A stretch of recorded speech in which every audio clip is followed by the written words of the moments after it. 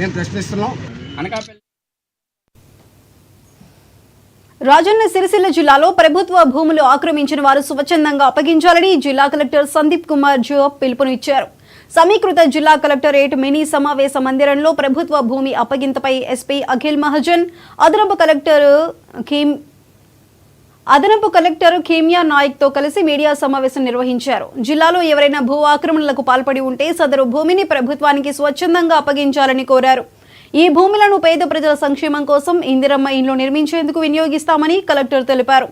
2018 నుంచి 2023 వరకు ప్రభుత్వ భూమి ఆక్రమణలో ఉంటూ రైతు బంధు, పీఎం కిసాన్ మొదలైన ప్రభుత్వ పథకాలు లబ్ధి పొందినందుకు ఆ సొమ్ము రికవరీ కోసం డిమాండ్ నోటీసు జారీ చేస్తామని కలెక్టర్ పేర్కొన్నారు. ప్రభుత్వ భూముల గుర్తింపు ప్రక్రియ కొనసాగుతుందని స్పష్టం చేశారు.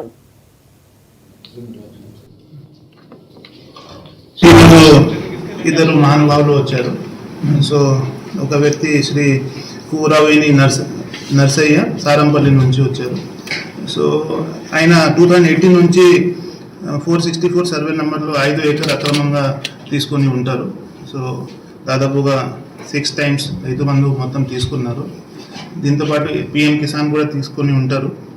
సో ఈరోజు మంచితనంతో వచ్చి పాస్బుక్ సరెండర్ చేస్తున్నారు సారు. సో అదేవిధంగా మండేపల్లి నుంచి మూసా లింగం గారు కూడా మనతో పాటు ఉన్నారు. వీళ్ళు కూడా 365 సర్వే నెంబర్లో 1 ఏకర్ లావణి పట్ట అక్రమంగా తీసుకొని ఉంటారు. వీళ్ళు కూడా ఈరోజు వచ్చి మంచితనంతో మాకు ఈ ల్యాండ్ సరెండర్ చేస్తున్నారు.